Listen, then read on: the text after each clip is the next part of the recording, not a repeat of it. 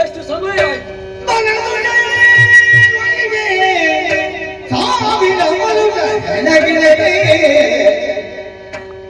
ಸರಿಯಾದ ಕ್ಷಮೆಯನ್ನು ಧರಿಸಿ ಇದೇ ಉಪಾಯ ಪವನ ಕಲೆದು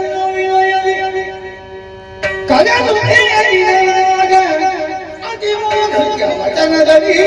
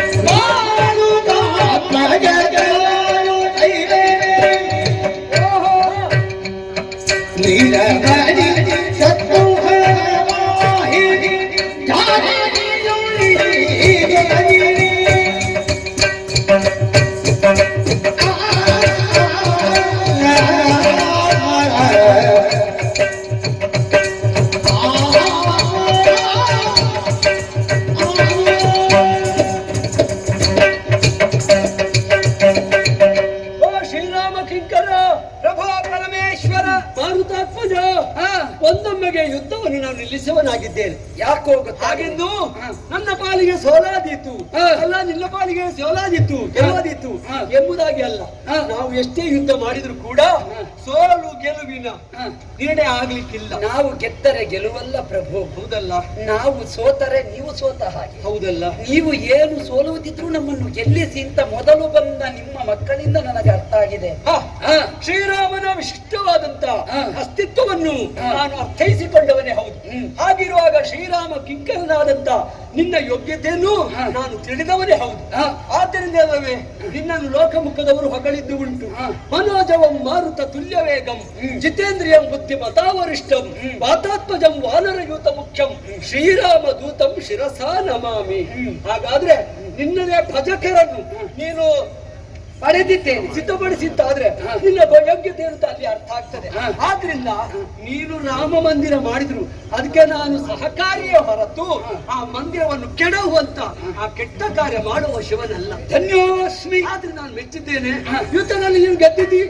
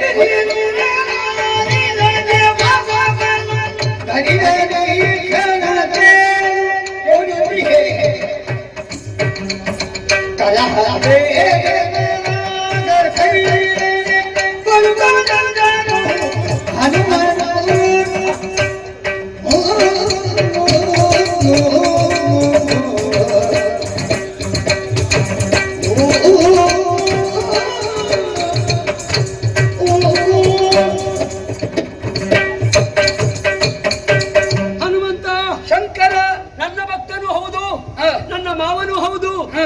ಆ ವೀರಮಣಿಯಲ್ಲಿ ಹ. ನೀನು ಬಹಳ ಮಾತಾಡಿದ್ಯಂತೆ. ನಿಜ. ಹಾಗಿರುವಾಗ ಹ. ನೀನು ಮಾತಾಡಿದ್ರಲ್ಲಿ ತಪ್ಪಿದೆ ಅಂತ ನಾನು ಖಂಡಿತ ಹೇಳಲಾರೆ. ಹ. ಹಾಗಿರುವಾಗ ಅವನದ್ದು ಸರಿ ಅಂತ ಅಲ್ಲ, ಅವನು ಮಾಡಿದ್ದು ಕರ್ತವ್ಯ ಎಂಬುದಾಗಿ ಭಾವಿಸಿ ಹ. ಮಾತಾಡಿದ್ದಿರಬಹುದು. ಹ. ಹಾಗೆಂದು ಹ. ಅವನ ಮನಸ್ಸು ಹ. ಒಂದೊಮ್ಮೆಗೆ ಪರಿವರ್ತನೆ ಆಗುವುದಕ್ಕೂ ಸಾಧ್ಯವಿದೆ. ಹೌದೇ? ಯಾಕೆಂದ್ರೆ ಹ. ಶಿವನ ಮನಸ್ಸು ಬದಲಾದ್ರೆ ಹ. ನನ್ನ ಭಕ್ತರ ಮನಸ್ಸು ಬದಲಾಗ್ತದೆ. ಓಹೋ. ಪರಿವರ್ತನಾಶೀಲವಾದ ಪ್ರಪಂಚವಾಗಿದ್ದರೂ ಕೂಡ ಈ ಗಳಿಗೆಯಲ್ಲಿ ನಾನು ಮನಸ್ಸು ಬದಲಿಸಿದ್ದೇನೆ. ಹ.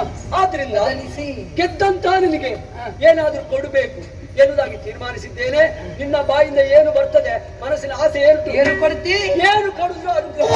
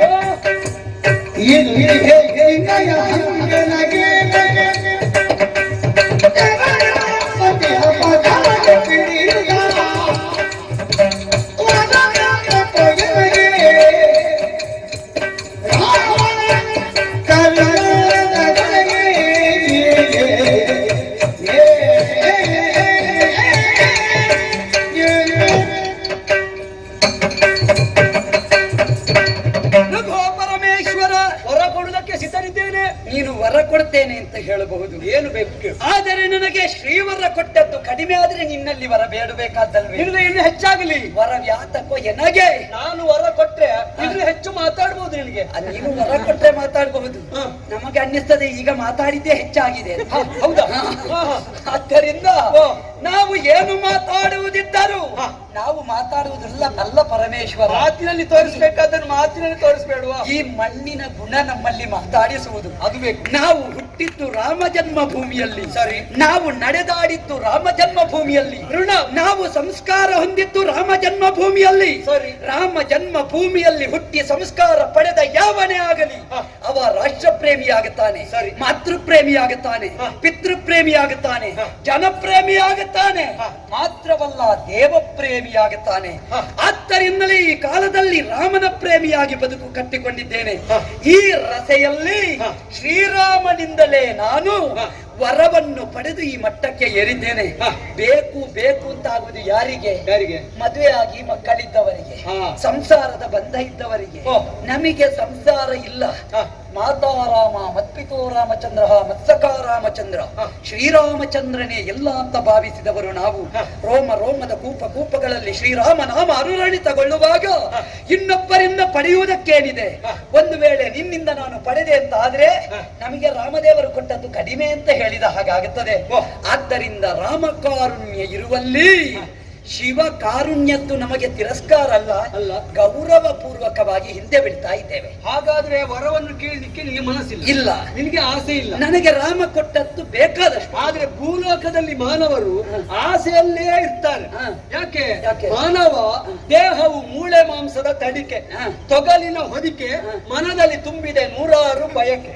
ಹಾಗಿರುವಾಗ ಬಯಕೆಯಿಂದಾಗಿ ಹೆಂಡತಿ ಮಕ್ಕಳೆನ್ನದ ಸಂಸಾರದ ವ್ಯಾಮಕ್ಕೊಳಗಾಗಿ ವಿವಿಧ ರೀತಿಯ ಆಸೆಗಳಿರ್ತದೆ. ನಿಮಗೆ ಉಂಟು ದೇವರೇ. ಹೌದು. ಕೈಲಾಸದಲ್ಲಿ ಪಾರ್ವತಮ್ಮ ಇದ್ದಾರೆ, ಜಟೆಯಲ್ಲಿ ಗಂಗೆ ಇದ್ದಾರೆ. ಹೌದು. ಆದ್ರೂ ಭೂಲೋಕದ ಹೆಣ್ಣು ಮಗಳನ್ನು ಮದುವೆಯಾಗಿ ಇಲ್ಲಿಯೂ ಅನುಗ್ರಹ ಮಾಡ್ತಾ ಇದ್ದೀವಿ. ಭಕ್ತರ ಮನಸ್ಸಿನ ಆಸೆ ಈಡೇರಿಸಬೇಕಾದ್ದು ದೇವರಾಗಿ ತನಗೆ ಧರ್ಮ ಎಂಬ ನೆಲೆಯಲ್ಲಿ ಆ ಧರ್ಮವನ್ನು ಆಚರಿಸಿದ್ದೇನೆ. ನಾನು ಭಕ್ತನಾಗಿಯೇ ಉಳಿದಿದ್ದೇನೆ. ದಾಸೋಹಂ ಕೋಸಲೇಂದ್ರಸ್ಯ. ಆದ್ದರಿಂದ ನನಗೆ ಯಾವುದು ಬೇಡ. ನಿನಗೆ ಆಸೆ ಇಲ್ಲ? ಆಸೆ ಇಲ್ಲದ್ರು ನಾನು ಕೊಡ್ತೇನೆ.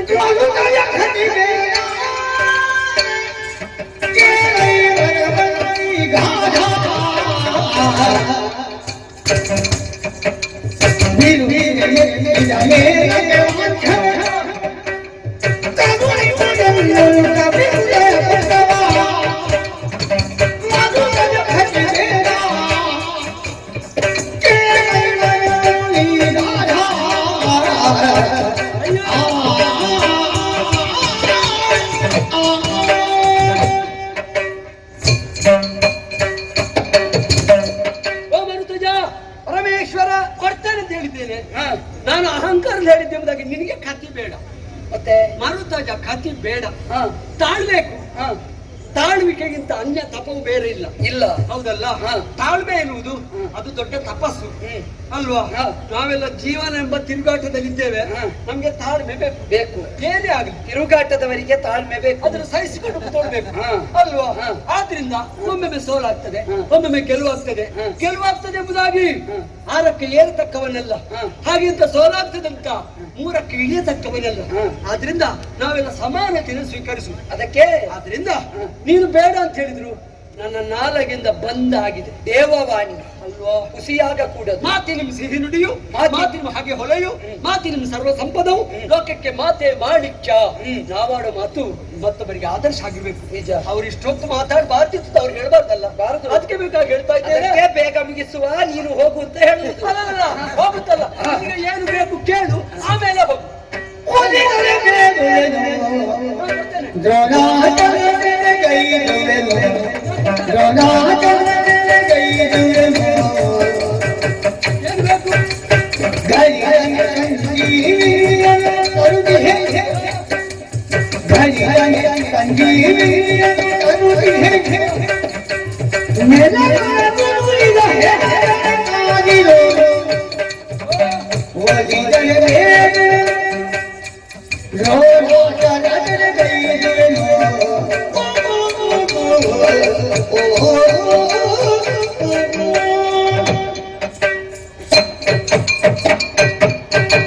ಪ್ರಭು ಪರಮೇಶ್ವರ ಆಂಜನೇಯ. ರಾಮ ಒಪ್ಪಿದ ದೇವರು ನೀನು, ರಾಮನನ್ನು ಮೆಚ್ಚಿದ ದೇವರು ನೀನು. ನಿನ್ನ ನಾಲಗೆಯ ಮಾತು ಪುಸಿಯಾಗುವುದಕ್ಕೆ ನಾನು ಅವಕಾಶ ಕೊಡುವುದಿಲ್ಲ. ನನಗೆ ಅಂತ ನಾನು ಏನನ್ನು ಬೇಡುವುದಿಲ್ಲ. ನೀನು ಒಲಿದು ನೀಡುವುದು ದಿಟ ಅಂತ ಆದ್ರೆ ಅಸನಾಧ್ಯಕ್ಷ ಭೂತನಾಥ ನೋಡಿದೀಯಾ? ಇಲ್ಲಿ ಬಿದ್ದಿದೆ ಉಭಯ ಪಾಲಯದ ಸೇನೆ. ಬಿದ್ದಿರುವ ಹೆಣಕಲ ಎದೆಯ ಬೆಸುಪ್ಪು ಹಾರುವುದಕ್ಕೆ ಮುಂಚೆ ನಾನು ಹೋಗಿ ಮೃತ ಸಂಜೀವಿನಿಯನ್ನು ತಂದೆ ಅಂತಾದ್ರೆ ಆ ಸಂಜೀವನ ಔಷಧಿಯನ್ನು ಇವರಿಗೆ ತಾಗಿಸಿದಾಗ ಮತ್ತೆ ಜೀವ ಆಗುತ್ತಾರೆ. ಅದಕ್ಕೆ ಬೇಕಾಗಿ ದ್ರೋಣಾಚಲಕ್ಕೆ ಹೋಗುತ್ತೇನೆ, ಸಂಜೀವನ ಔಷಧವನ್ನು ತರುತ್ತೇನೆ. ಅಲ್ಲಿವರೆಗೆ ದೇವರನ್ನು ಉಪಕಾರ ಮಾಡಬೇಕು. ಏನಪ್ಪ? ಪಂಚೇಂದ್ರಿಯಕ್ಕೆ ಅಧಿಷ್ಠಾತೃ ದೇವತೆಯಾದ ಶಿವನೇ, ಪಂಚಭೂತ, ಈ ಸಲ ನೀವೊಂದು ಹೆಣ ಕಾಯುವ ಕೆಲಸ ಮಾಡಬೇಕು. ಅದು ನಗಾಡುವ ವಿಷಯ ಅಲ್ಲ, ಆಯ್ತಾ? ಸ್ಮಶಾನಕ್ಕೆ ಅಧಿಕಾರಿ. ಸ್ಮಶಾನವನ್ನು ಸ್ಮಶಾನ ಅಲ್ವಾ? ಅಲ್ಲಿರುವಂತಹ ಬಸವನ್ನೇ ನಾನು ಧಾರಣೆ ಮಾಡುದು. ಹಾಗಾದ್ರೆ ಭಸ್ಮಧೂಲಿತ ವಿಗ್ರಹ ಎಂಬುದಾಗಿ ನಮ್ಗೆ ಹೆಸರುಂಟು.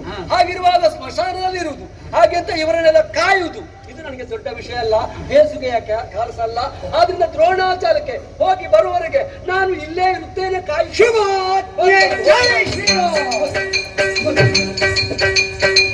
ಹೋಗಿದ್ದಾನೆ, ಬೇಗ ಬರ್ತಾನೆ. ಯಾರು ನಗುವ ವಿಷಯ ಅಲ್ಲ.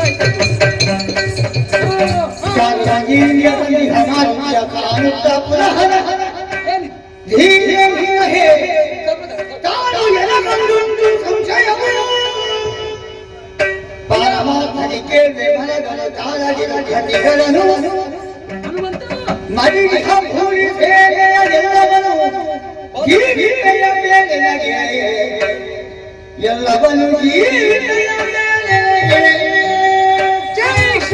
ಹನುಮಂತ, ಸ್ವಲ್ಪ ತಾಳು.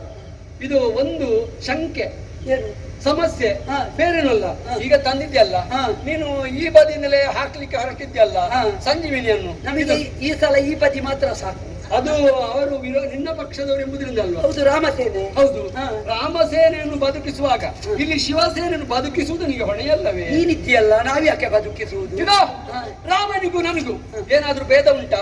ಇಲ್ಲ. ನಾನೇ ಈ ಹಿಂದೆ ಹೇಳಿದುಂಟು, ರಾಮ ಮಂತ್ರವ ಜಪಿಸು ಹೇ ಮನುಜ, ರಾಮ ಮಂತ್ರವ ಜಪಿಸು. ಸೋಮಶೇಖರ ತನ್ನ ಬಾಮೆಗೆ ಪೇಳಿದ ಮಂತ್ರ. ಆ ಮಂತ್ರ ಈ ಮಂತ್ರ ಎಂಬುದಾಗಿ ಜಪಿಸಿಲಿ ಕೆಡಬೇಡ. ಸೋಮಶೇಖರ ತನ್ನ ಬಾಮೆಗೆ ಹೇಳಿದ ಮಂತ್ರ. ಹೌದಲ್ಲ? ಈಗ ನನ್ನ ಹೆಂಡತಿಗೆ ಸೂಚನೆ ಕೊಟ್ಟಿದ್ದೆ. ಈಗ ಶಿವ ಮಂತ್ರಕ್ಕೆ ಒಲಿದು ಬಂದಿದ್ದು. ಅಲ್ಲ, ಅವರನ್ನು ಬದುಕಿಸಿ. ಅಲ್ಲಿ ಶಿವ ಮಂತ್ರ ಮಾಡು, ಇವರು ಮಾತ್ರ ಬೇಗ ಎಬ್ಬಿ. ನನ್ನ ಒಂದು ಮಾತನ್ನು ನಾನು ವರ ಕೊಡ್ತೇನೆ ಅಂತ ಹೇಳಿದ್ದೆ. ಹೌದು, ಕೇಳಿದ್ದು ಹೌದಾ ನೀನು? ಹೌದು. ಹಾಗಿರುವ ನನ್ನ ವರಕ್ಕೆ ಸರಿಯಾಗಿ ನೀನು ನಡಿಬೇಡ. ನಿನ್ನ ವರಕ್ಕೆ ಸರಿಯಾಗಿ ನಡೆದಿದ್ದೇನೆ. ಹೌದು, ನಾನು ಮೃತ ಸಂಜೀವನ ಔಷಧಿ ತಂದಿದ್ದಿ. ನಿನ್ನಲ್ಲಿ ಕಾಯು ಅಂತ ಹೇಳಿದ್ದೇನೆ. ನಾನು ವರ ಕೊಡದಿದ್ರೆ ನೀನು ಸಂಜೆ ತರ್ಲಿಕ್ಕಿತ್ತ? ನಿನ್ನಲ್ಲಿ ಯಾರು ಹೇಳಿದ್ರು ವರ ಕೊಡು ಅಂತ? ಅಲ್ಲ, ಕೇಳಿದ ಅಧಿಕ ಪ್ರಸಂಗ ನೀನೇ ಮಾಡಿ. ಅಲ್ಲ, ಹಾಗಲ್ಲ. ಈ ದೇವರ ದುರ್ಬುದ್ಧಿ ನೋಡಿ. ಹಾಗಲ್ಲ, ಮೊದಲಿಗೆ ನಾನು ಬೇಡ ಅಂತ ಹೇಳಿದ್ದೇನಾ? ನೀನು ನಾನು ಹೋಗಿ ಸಂಜೀವನ ತಂದು ಎಲ್ಲರನ್ನು ಎಬ್ಬಿಸಿಕೊಂಡು ಹೋಗ್ತಾ ನೀನು ಇದ್ದೆ. ತಾರದಿ ಇರ್ತಿದ್ರೆ ಇವರೆಲ್ಲ ಮತ್ತೆ ಇನ್ನು ಬದುಕಲಿಕ್ಕೆ ಉಂಟಾ? ನಾನು ತರ್ತೇನೆ ಅಂತ ವಿಶ್ವಾಸ ಇದ್ದೇ. ನಾನು ಹೊರ ಕೊಟ್ಟದ್ರಿಂದ ನೀನು ತರುದು? ಖಂಡಿತ ಅಲ್ಲ. ಯಾಕೆ? ಯಾಕೆ? ನಾನು ಹೋಗಿ ತಂದು ಇವರನ್ನು ಎಬ್ಬಿಸ್ತೇನೆ, ಏನು ಮಾಡಿ ಅದು. ಓ, ನಾನು ಹೊರ ಕೊಡದಿದ್ರು ನೀನು ತರ್ತಿದ್ದೆ. ಏನೇ ಆಗ್ಲಿ, ಈಗ ನೀನು ತಂದಿದ್ದೆಲ್ಲ ಒಂದು ಉಪಕಾರ. ನನ್ನ ಮೇಲೆ ನನಗೆ ವಿಶ್ವಾಸ ಇಲ್ಲ. ನೀನು ಗಳಿಕೆಗೊಂದು ಮಾತಾಡ್ತಿದ್ದೇವರೆ. ಹೌದಾ? ಹಾಗಾದ್ರೆ ಯಾಕೆ? ಅವತ್ತು ಅಂಗದನಿಗೆ ನೀನು ನಿನ್ನ ಜಾಗಕ್ಕೆ ಕೈ ಕೊಡ್ತಾನೆ ಅಂತ ಆಗುವಾಗ ಶಿವರಾಮ ದರ್ಶನ, ನಿನಗೆ ಇಷ್ಟು ಪ್ರಸಂಗ ಉದ್ದ ಹೋಗ್ಲಿಕ್ಕಿತ್ತ? ಅವ ರಾಮದೇವರನ್ನು ಬೈಯುವಾಗ ಒಳಗಿಂದ ತಟ್ಟನೆ ಬರುವುದು. ನಿಲ್ಲಿಸಿ ವಾದದಿ ಫಲವಿಲ್ಲ, ಶೋಧನೆಯಿಂದಲೇ ಸಾಧಿಸಿ ತಿಳಿಯುವ ನಿಜವ. ಪ್ರಸಂಗ ಬೇರೆ. ನಾನು ಈಶ್ವರನಾಗಿ ಆಗ ನಿನಗೂ ಈ ಸಲ ಒಂದು ರಂಗದಲ್ಲಿ ಕಾಣಬೇಕು ಅಂತ ಇತ್ತು. ಅದಕ್ಕೆ ನೀನು ಈ ಮೇಳಕ್ಕೆ ಬಂದ. ನಾನು ಆಗ ನಿನ್ನದ್ದು ಗೊತ್ತಾಯಿತು. ನಿನಗೆ ಆ ಮೇಳದಲ್ಲಿ ಅವಕಾಶ ಇರ್ಲಿಲ್ಲ, ಈ ಮೇಳಕ್ಕೆ ಬಂದು ಒಂದು ಅವಕಾಶ ತಕ್ಕೊಂಡು ಸ್ವಲ್ಪ ಮೆರೆಯುವಂತ ನೋಡಿದ್ಯಾ? ನೀನು ಮೆರೆ ಹೇಗೆ ಮೆರೆ? ನಿನ್ನ ಪಕ್ಷದವರನ್ನು ಬದುಕಿಸಿ ಮೆರೆ. ನಾವು ಈ ಸಲ ಈ ಕಡೆ ಹನುಮಂತ, ನಾವು ಕಾಣಬೇಕು ಅಂತಿದ್ರೆ ನಾವು ಎಲ್ಲಿಯೂ ಕಾಣ್ತೇವೆ. ನಾವು ಕೈಲಾಸದಲ್ಲಿದ್ದು ಕಾಣ್ತೇವೆ, ಭೂಲೋಕದಲ್ಲಿದ್ದು ಕಾಣ್ತೇವೆ. ಆದರೆ ನೀನು ಮಾಡ್ಬೇಕಾದ ಕಾರ್ಯ ಏನು? ಈಗ ನಿನ್ನ ಪಕ್ಷದವರನ್ನು ನೀನು ಎಬ್ಬಿಸಿದ್ರೆ ಅದು ನಿನ್ನಿಗೆ ಅದು ಮೋಸ ಅಂತ ಆಗುದಿಲ್ವಾ? ನಿನ್ನ ಮೇಲೆ ದೇವರ ಮಾತಿಗೆ ಮೀರಿದ ನಾನು ದೇವರ ಮಾತಿಗೆ ಮೀರುವುದಿಲ್ಲ. ನನಗೆ ಸ್ವಂತಿಕೆ ಉಂಟು ಪರಶಿವ. ಇವರು ಎದ್ದರು ಅವರು ಎದ್ದರು ಅಂತಾದ್ರೆ ಮತ್ತೆ ಸಂಗ್ರಾಮ ಏರ್ಪಡ್ತದೆ. ಪರಿಣಾಮದಲ್ಲಿ ಪುನಃ ಯುದ್ಧ. ಎಷ್ಟು ಸಲ ಯುದ್ಧ ಸ್ವಾಮಿ? ನೀನು ಆಗೊಂದು ವಿಷಯ ಹೇಳಿದ್ಯಲ್ಲ, ಆದಿ ಕಾಲದ್ದು. ನಾನು ಈಶ್ವರನಾಗಿದ್ದಾಗ ಹೇಳಿದ್ದೇನು ಗೊತ್ತುಂಟಾ? ನಿಮ್ಮಿಬ್ಬರಲ್ಲಿ ಯಾರು ದೊಡ್ಡವಂತ ನಾನು ಹೇಳ್ತೇನೆ, ಹಾಗೆ ಅಂತ ಲೋಕದಲ್ಲಿ ದೊಡ್ಡವರು ಅಂತ ನಾಳೆ ಲೋಕದ ಜನ ಹೇಳಿ ಅಂತ. ಯಾಕೆಂದ್ರೆ ಲೋಕದಲ್ಲಿ ಈಶ್ವರನಲ್ಲಿ ಇದ್ದ ಈ ದೇವಸ್ಥಾನ ಬೇರೆ ಯಾವ ದೇವರಿಗಿಲ್ಲ. ಹೌದಾ? ಅದು ತಪ್ಪಲ್ಲ. ಹೌದಾ? ಹಾಗಾಗಿ ಈಶ್ವರ ದೊಡ್ಡವರ ಅದೆಲ್ಲ ಬೇಡ ದೇವರೇ, ಅದೆಲ್ಲ ಬೇಡ. ಹಾಗೆ ಒಂದು ದೇವಸ್ಥಾನದಲ್ಲಿ ಪ್ರಧಾನ ದೇವರು ಇರ್ತಾರೆ, ಬದಿಯಲ್ಲಿ 9 ನವಗ್ರಹದ ಗುಡಿ ಉಂಟು ಇರ್ತದೆ. ಅದು ದೊಡ್ಡದಾಗುವುದಿಲ್ಲ, ಒಂದು ಇರುವಂತದ್ದೇ ದೊಡ್ಡದಾಗುವುದು. ಆದ್ರೆ ಲೋಕದಲ್ಲಿ ಹೆಚ್ಚು ಈಶ್ವರ ದೇವಸ್ಥಾನ ಇರುವುದು. ಈಶ್ವರ ದೇವಸ್ಥಾನ ಹೆಚ್ಚು ಇದ್ದಲ್ಲಿಗೆ ವಿಷ್ಣು ದೇವಸ್ಥಾನ ಕಡಿಮೆ ಅಂತ ಅರ್ಥ ಅಲ್ಲ. ಪ್ರಧಾನ ವಿಷ್ಣುವೇ. ಆದ್ರೆ ಆದ್ರಿಂದ ಹೇಳಿದ್ದು ಹೇಗಾದ್ರೂ ನೀವು ಒಪ್ಪುತ್ತಿತ್ತ. ಆದ್ರೆ ಒಂದು ಮಾತು, ಈಗ ನಿನ್ನ ವಿಶ್ವಾಸ ನೀನು ಹೇಳಿದ್ರೆ ನಾನು ಈಗ ನಮ್ಗಿಲ್ವಾ? ನಿನ್ಗೆ ನನ್ನ ಮೇಲೆ ವಿಶ್ವಾಸ ಇಲ್ವಾ? ನಿನ್ನ ಮೇಲೆ ವಿಶ್ವಾಸ ಇಲ್ಲ. ಯಾಕಂದ್ರೆ ಈಗ ನೀನು ಪ್ರಸಂಗ ಬದಲಿಸಿದ್ದೀನಿ, ನನಗೆ ನಂಬಿಕೆ ಇಲ್ಲ.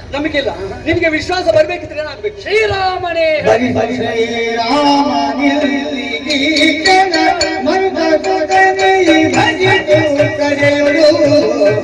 ಮರುತ ಸುತ ಭಜಿಸು.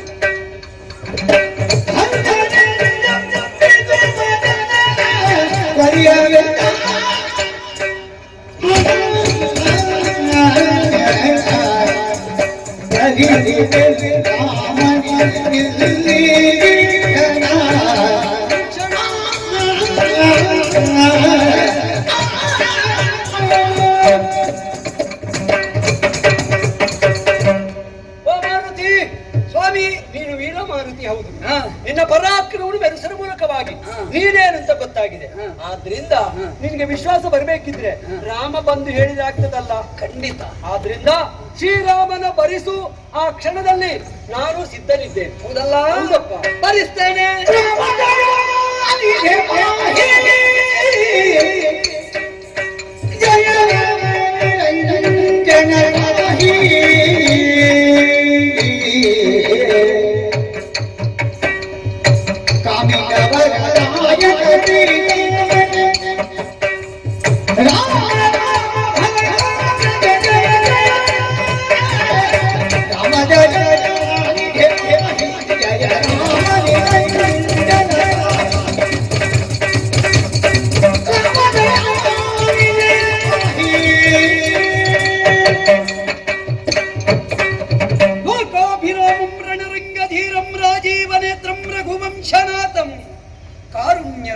ಕರುಣಾಕರಂ ತ್ವಂ ಶ್ರೀರಾಮಚಂದ್ರಂ ಶರಣಮಹಂ ಪ್ರಪದ್ಯೆ. ರಾಮ ರಾಮ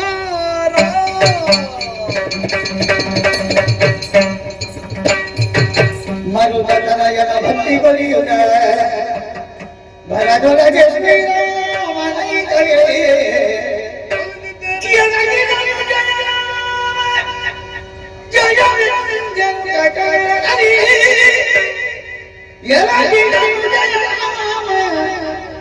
ಜಯ ಚರಣದಲ್ಲಿ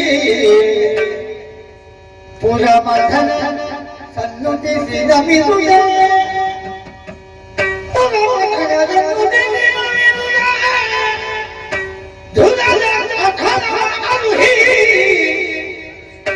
ಹನು ಹನು ಹನು ಕೆಳಗೆ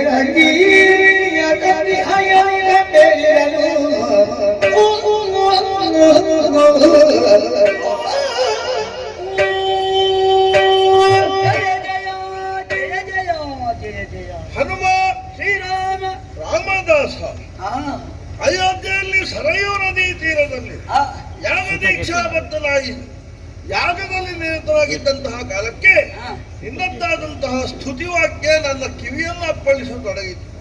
ನಿನ್ನ ಅಂತರಂಗವನ್ನು ಸರಿಯಾಗಿ ಅರ್ಥೈಸಿಕೊಂಡವನಲ್ಲವೇ ನಾನು?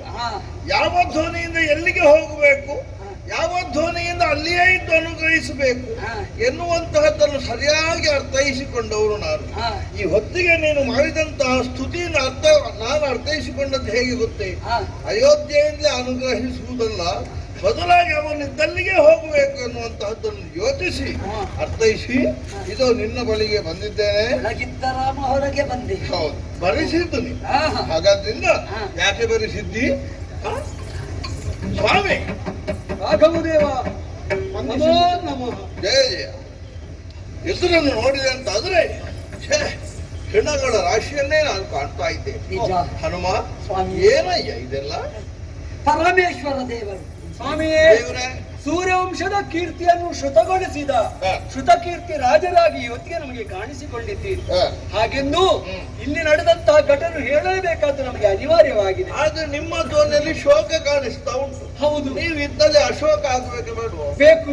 ರಾಮಾಶ್ವಮೇಧದ ಹಿಮ್ಮಾಲಕನಾಗಿ ಬಂದಂತಹ ಸೇನಾಧಿಕಾರಿಯಾಗಿ ಶತ್ರುಘ್ನ ಅವರಿಂದ ನನ್ನ ಭಕ್ತನಾದಂತಹ ವೀರಮಣಿಯ ವಧೆಯಾಯಿತು ಎಂಬುದಾಗಿ ತಿಳಿದು ವೃತ್ತನಾಗಿ ಹೋರಾಡುವುದರ ಮೂಲಕವಾಗಿ ಶತ್ರುಘ್ನ ವಧಿಸಬೇಕಾದಂತಹ ಅನಿವಾರ್ಯ ಪ್ರಸಂಗ ನನಗೆ ಒದಗಿ ಬಂತು ಸ್ವಾಮಿ. ಆ ಕಾಲಕ್ಕಾಗಿ ಶತ್ರುಹರ ದೇವನು ಧರಾಶಾಹಿ ಯಾದುದನ್ನು ಕಂಡು ಸಹಿಸಲಿಕ್ಕಾಗಲಿಲ್ಲ. ಮುಂದೆ ಬಂದೆ, ಪರಮೇಶ್ವರನಲ್ಲಿ ಕಾಳಗ ಮಾಡಿದೆ. ಕಾಳಗವನ್ನು ಮಧ್ಯಪಥದಲ್ಲಿ ನಿಲ್ಲಿಸಿದರು ಈಶ್ವರ ದೇವರು. ವರಬೇಡು ಅಂತ ಹೇಳಿದ್ರು. ನಿನ್ನ ವರ ಇರುವಾಗ ಅನ್ಯರ ವರಬೇಡ ಅಂತ ಹೇಳಿದ್ರೆ ದೇವವಾಣಿ ಸುಳ್ಳಾಗುತ್ತದೆ ಅಂತ ಹೇಳಿದ್ರು. ಆ ಕಾಲದಲ್ಲಿ ಕೇಳಿದೆ, ಬಿತ್ತಿಹ ಪೆಣಗಳ ಮತದಾಧ್ಯಕ್ಷನಾಗಿ ಕಾಯಬೇಕು ಅಂತ ಹೋದೆ ದ್ರೋಣಾಚಲಕ್ಕೆ. ತಂದೆ ಸಂಜೀವನ ಔಷಧ ತಂದು ನಮ್ಮವರನ್ನು ಬದುಕಿಸ್ತೇನೆ ಅಂತ ಹೇಳುವಾಗ ಅವರು ಹೇಳ್ತಾರೆ, ನಮ್ಮ ಪಕ್ಷದವರನ್ನು ಬದುಕಿಸುವುದು ನಮಗೆ ಒಳ್ಳೆಯದಲ್ಲ, ಆದ್ರಿಂದ ನಮ್ಮ ಪಕ್ಷದವರನ್ನು ಬದುಕುವ ಒಳ್ಳೆಯದು ಅಂತ ನಾನು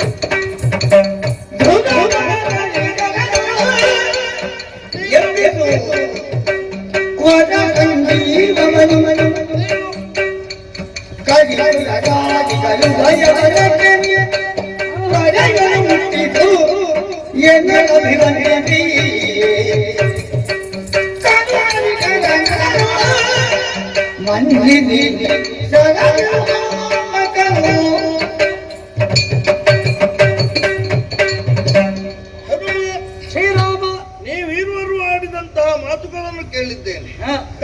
ಅಂತೂ ಘೋರ ಯುದ್ಧ ನಡೆದಿದೆ. ಎರಡೂ ಪಕ್ಷದಿಂದ ಕ್ಷಣಗಳ ರಾಶಿಯೇ ಬಿದ್ದಿದೆ. ಉಭಯ ಪಕ್ಷ ಅಂತಲ್ಲ, ಧರ್ಮದ ಪಕ್ಷ. ಹಾಗಿರುವಾಗ ನಮ್ಗೆ ಆ ಪಕ್ಷ ಈ ಪಕ್ಷ ಭೇದ ಯಾಕೆ? ಪಕ್ಷ ಭೇದ ಧರ್ಮ ಜಾಗೃತಿ ಇದು ಧರ್ಮ ಪಕ್ಷದಲ್ಲಿ ಇರುವುದಲ್ಲ. ಹೌದಪ್ಪ.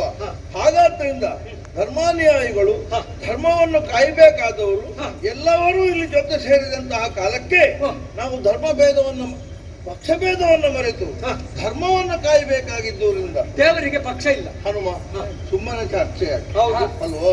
ಹಾಗಾದ್ದರಿಂದ ನನ್ನ ಆಜ್ಞೆ ಅಂತ ಅಲ್ಲ, ನೀನು ನನ್ನ ಪರಮ ಸೇವಕನಾಗಿ ನಿನಗೆ ಹೇಳುವುದಿಷ್ಟೇ. ಅವರು ಇವರು ಎನ್ನದೆ ನೀನು ತಾಯಿಯನ್ನು ಸಂಜೀವಿನಿಯನ್ನು ತಂದಿದ್ದಿ, ಅದನ್ನು ಪ್ರಯೋಗಿಸುವ ಮುಖಾಂತರವಾಗಿ ಎರಡೂ ಪಕ್ಷದವರು ಎಬ್ಬಿಸ. ರಾಮಾಜ್ಞೆ ಜೈ ಶ್ರೀರಾಮ್.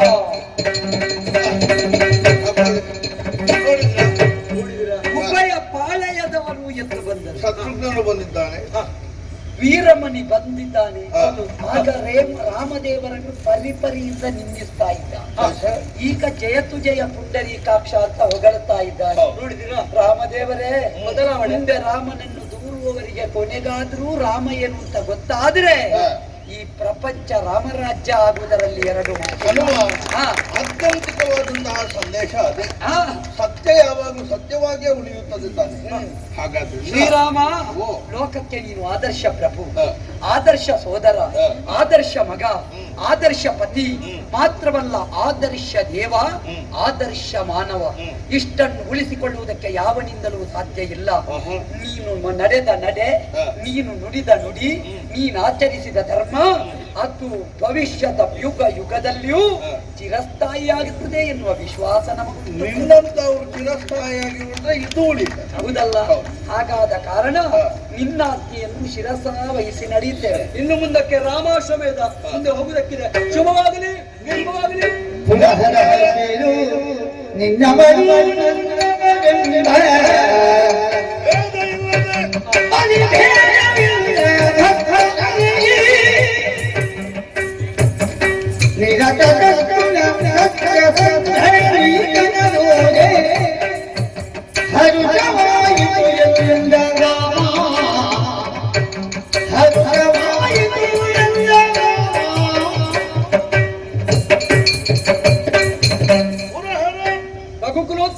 ಪ್ರಸಂಗವೇನು ಅತ್ಯಂತ ಶುಭದಾಯಕವಾಗಿ ಮುಕ್ತಾಯವನ್ನು ಕಂಡಿದೆ.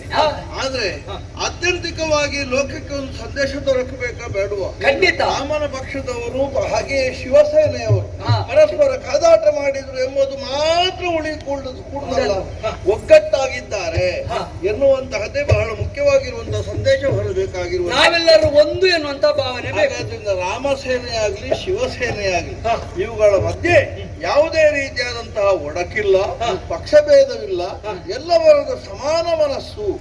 ಆದಿಯಲ್ಲಿ ಹರಿಹರರು ಒಂದಾಗಿದ್ದಾರೆ. ನಾವು ಅವತ್ತೇ ಹೇಳಿದ್ದೇವಲ್ಲ, ಶಿವರಾಮರಲ್ಲಿ ಭೇದ ಇಲ್ಲ ಅಂತ. ಅದು ತತ್ವ. ಈಗ ಅದರ ಸತ್ವ ಉಳಿಯಬೇಕು. ಅಡ್ಡನಾಮದವರು ಉದ್ದನಾಮದವರು ಎಂಬ ಭೇದ ಇರಕೂಡದು. ನಾಮ ಅಡ್ಡ ಹಾಕಿ ಉದ್ದ ಹಾಕಿ, ಆದರೆ ದೇವತತ್ವ ಎನ್ನುವುದು ಏಕೀಕರಣವಾಗಲಿ. ಯಾವಾಗ ಅಡ್ಡನಾಮದವರು ಉದ್ದನಾಮದವರು ಒಂದು ನಾಮದವರು ಎರಡು ನಾಮದವರು ಎನ್ನುವ ಈ ಜಾತಿ ಪರಿಕಲ್ಪನೆ ಬಿಟ್ಟು ಎಲ್ಲವನ್ನು ಹಿಂದಿಕ್ಕಿ ಭಗವಂತನ ಹಿಂದಿರುವ ಹಿಂದೂ ಎನ್ನುವ ಭಾವ ಯಾವನಲ್ಲಿ ಪಡಿಮೂಡಿ ಒಂದಾಗುತ್ತೇವೋ ಆವಾಗ ಖಂಡವಾದ ಭರತ ಖಂಡ ಮುಂದಕ್ಕೆ ವಿಶ್ವಗುರುವಾಗಿ ರಾರಾಜಿಸುತ್ತದೆ ಎನ್ನುವ ಸಂದೇಶ ಶಿವರಾಮ ತತ್ವದಿಂದ ಒದಗಿ ಬರಲಿ. ಪರಮೇಶ್ವರ ದೇವರೇ, ಇಲ್ಲಿ ರಾಮನನ್ನು ಪ್ರತಿಷ್ಠಾಪಿಸುವುದಕ್ಕೆ ಬೇಕಾಗಿ ಯಾಗ ನಡೆಯುವುದಲ್ಲ, ಅದರಾಗಿ ಧರ್ಮ ಉಳಿಯಬೇಕು ಎನ್ನುವಂತ ಉದ್ದೇಶಕ್ಕೆ ಬೇಕಾಗಿ ಜ್ಯೋತಿರ್ಮೇಧದಲ್ಲಿ ಎಲ್ಲವೂ ಶುಭವಾಗಿ ಮುಕ್ತಾಯ ಕಂಡಿದೆ. ಹಾಗೆ ಅಂತ ಯಾಗ ಅರ್ಧದಲ್ಲಿ ನಿಲ್ಬಾರ್ದಲ್ಲ, ಅದು ಮುಂದುವರಿಬೇಕು. ಇನ್ನು ಮುಂದೆ ನೀನು ನಮ್ಮ ಜೊತೆ ಇರಬೇಕೆನ್ನುವ ಹಾಗೆ ಪ್ರಾರ್ಥಿಸಿಕೊಳ್ಳುತ್ತಾ ಹೊರಟ ಕಾರ್ಯಕ್ಕೆ ಶುಭವಾಗಲಿ. ಪರಮೇಶ್ವರ ದೇವರೇ, ನಮಗೆ ಅನುಗ್ರಹ ಮಾಡಬೇಕು. ಯಾವ ವೈರವು ನಮಗಿಲ್ಲ. ನಿನ್ನ ಅನುಗ್ರಹ ಸದಾ ಇರಲಿ. ನಾನು ಕೈಲಾಸಕ್ಕೆ ಇನ್ನು ನೀನು ನಮ್ಮ ಮೇಳದಲ್ಲೇ ಇರು ದೇವರೇ. ಶುಭವಾಗಲಿ, ಶುಭವಾಗಲಿ.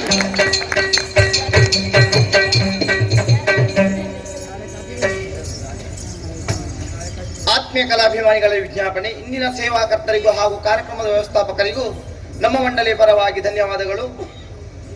ನಾವು ನಂಬಿಕೊಂಡು ಬಂದಿರುವಂತಹ ಕಟೀಲು ಶ್ರೀ ದುರ್ಗಾ ಪರಮೇಶ್ವರ ಹಾಗೂ ಮಹಾಗಣಪತಿ ದೇವರು ಆಯುಷ್ಯ ಆರೋಗ್ಯವನ್ನು ಕೊಟ್ಟು ಕರುಣಿಸಲೆಂದು ಪ್ರಾರ್ಥಿಸುತ್ತಾ ಬರುವ ರಾತ್ರಿ ನಾವು ಶ್ರೀ ಕ್ಷೇತ್ರ ಕಟೀಲಿನಲ್ಲಿ ನೂತನ ಕಥಾಭಾಗವನ್ನು ಆಡಿ ತೋರಿಸಲಿದ್ದೇವೆ.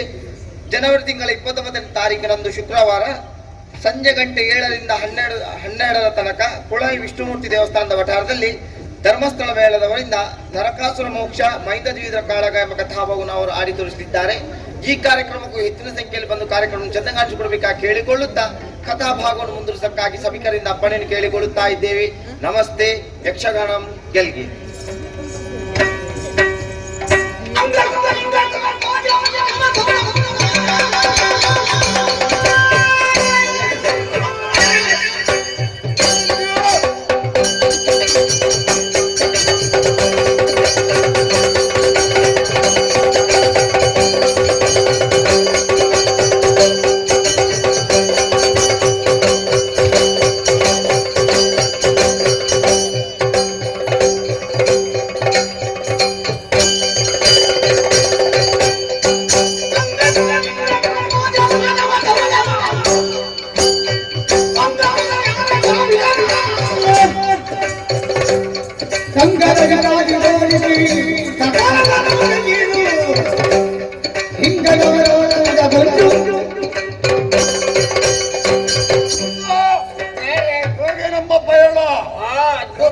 ಕೆಲವು ಸಮಯ ಕಳೆದು ಹೋಯ್ತು. ನೀನು ಒಂದು ಜೊತೆಯಲ್ಲಿದ್ರೆ ತುರಗದ ಬೆಂಗಾವಲಿಗೆ ನೀನು ಹೊರಟ ನಿಜ ನಿಜ. ತುರಗದ ಪೂರ್ವ ರಕ್ಷಣೆ ನಿನಗೆ ಸೇರಿದ್ದು ಎನ್ನುವ ಹಾಗೆ ನಾವು ಕೂಡ ಭಾವಿಸಿದವರು. ಕರ್ತವ್ಯ ಪ್ರಜ್ಞೆಯಲ್ಲಿ ಯಾವತ್ತು ಹಿಂದುಳಿಯದೆ ಅನೇಕ ಪುರವನ್ನು ಗಮಿಸುತ್ತಾ ಮುಂದೆ ಮುಂದೆ ಬಂದಿದ್ದೇವೆ. ಎಲ್ಲಿಗೆಲ್ಲ ಹೋಗಿದ್ದೇವೆ ಅನ್ನೋ ಜ್ಞಾಪಕದೆಯಾ? ಏನು ಗೊತ್ತಿಲ್ಲದೆ ಎಲ್ಲಿಗೆಲ್ಲ ಅಂಗ ವಂಗ ಲಂಗ ಅಂಗ ಅಂಗ ವಂಗ ವಂಗ ಕಾಳಿಂಗ ಕಾಳಿಂಗ ನಿನ್ನ ಅಪ್ಪ ಕಳಿಂಗ ಕಳಿಂಗ ಕಾಂಬೋಜ ಕಾಂಬೋಜ ಉರ್ಜಿರಿ ಗುರ್ಜರ ಹೀಗೆ ನಾನು ಕರ್ನಾಟಕ ಕೇರಳ ಕೇರಳ, ಮಹಾರಾಷ್ಟ್ರ ಎಲ್ಲ ಎಲ್ಲ ಕಡೆಯವರಿಗೆ ಹೋಗಿದ್ದೇವೆ. ಒಟ್ಟು ಲೆಕ್ಕ ಮಾಡುದಿದ್ರೆ ಚಪ್ಪನ್ನ ಚಪ್ಪನ್ನ ದೇಶಗಳನ್ನು ಗೆಲಿದು ಮುಂದೆ ಬಂದಿದ್ದೇವೆ.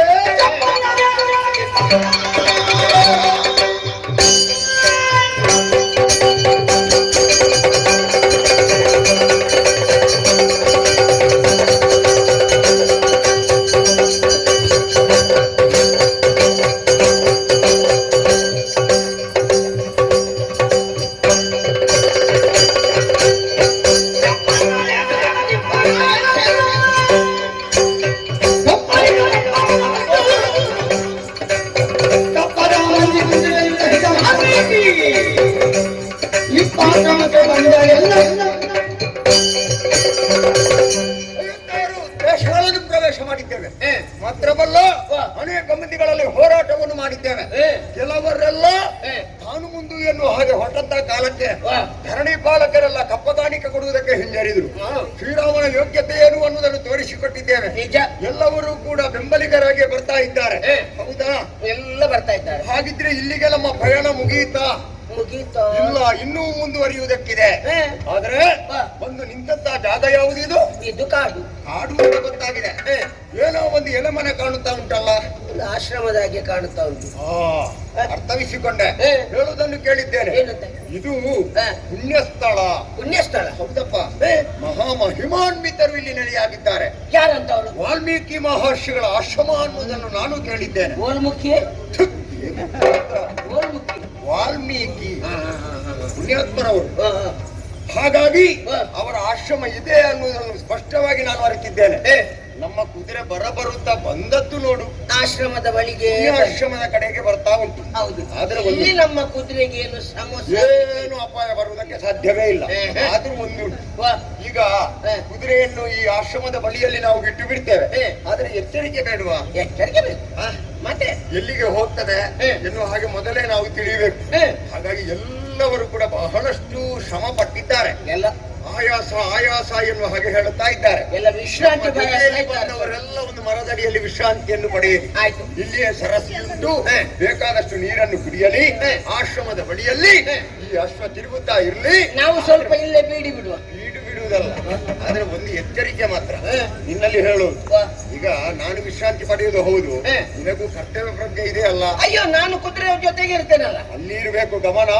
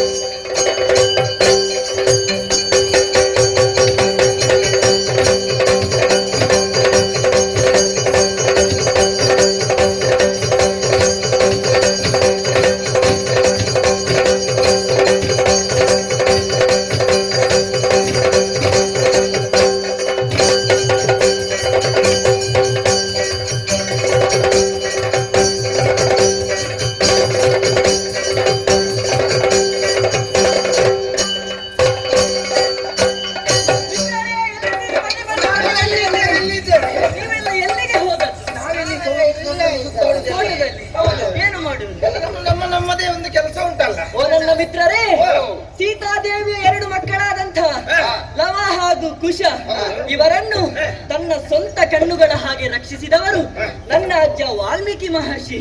ಒಳ್ಳೆ ಅಜ್ಜನೇ. ಹೌದು, ಅವರ ಆಶ್ರಮದಲ್ಲೇ ಆಶ್ರಯವನ್ನು ಪಡೆಯುತ್ತಾ ಇದ್ದೇವೆ ನಾವು. ಕಾರ್ಯನಿಮಿತ್ತವಾಗಿ ಅಜ್ಜ ವರುಣ ಲೋಕಕ್ಕೆ ತೆರಳಿದ್ದಾರೆ. ಹೌದು, ಮತ್ತೆ ನನ್ನ ಅಣ್ಣ ಕುಶ ಸವಿತ್ತುಗಳನ್ನು ತರುವುದಕ್ಕಾಗಿ ವನಕ್ಕೆ ತೆರಳಿದ್ದಾನೆ. ಈಗ ನಾವೇ ಹೌದು. ಯಾರಿಲ್ಲ, ನೀನು ಯಾರಿಲ್ಲ. ಹಾಗಂತ ನಮಗೆ ಅಜ್ಜ ಉದ್ಯೋಗವನ್ನು ವಹಿಸಿಕೊಟ್ಟಿದ್ದಾರೆ. ಹೌದು, ಆಶ್ರಮವನ್ನು ನೋಡಿಕೊಳ್ಳಬೇಕು ಮಾತ್ರವಲ್ಲ, ನಮ್ಮದಾದಂತಹ ಉಪವನವನ್ನು ನೋಡಿಕೊಳ್ಳಬೇಕೆಂಬುದು. ನಮ್ಮ ಆಶ್ರಮಕ್ಕೆ ಯಾರು ಬರುವುದಕ್ಕಿಲ್ಲ, ಆದರೆ ಉಪವನಕ್ಕೆ ಖಂಡಿತ ಬರುತ್ತಾರೆ. ನಮ್ಮದಾದಂತಹ ಉಪವನ ಪ್ರಖ್ಯಾತಿಯನ್ನು ಪಡೆದಿದೆ, ಮತ್ಸರಿಗಳು ಬಂದೇ ಬರ್ತಾರೆ. ಹಾಗಾಗಿ ಉಪವನವನ್ನು ಕಾಯಬೇಕಾದದ್ದು ನಮ್ಮ ಧರ್ಮ. ಇತ್ತೀಚೆಗೆ ಉದ್ಯೋಗವೇ ದೊರೆಯುವುದಿಲ್ಲ. ಉದ್ಯೋಗ ದೊರೆತರೆ ಅದನ್ನು ಹಾಗೆ ಬಿಡಬಾರ್ದು, ಸಮರ್ಥವಾಗಿ ನಿಭಾಯಿಸಬೇಕು. ಹಾಗಾಗಿ ನಾನು ಈಗ ಉಪವನಕ್ಕೆ ತೆರಳ್ತೇನೆ. ಹೇಗೆ ನೀವು ಬರ್ತೀರಲ್ವಾ?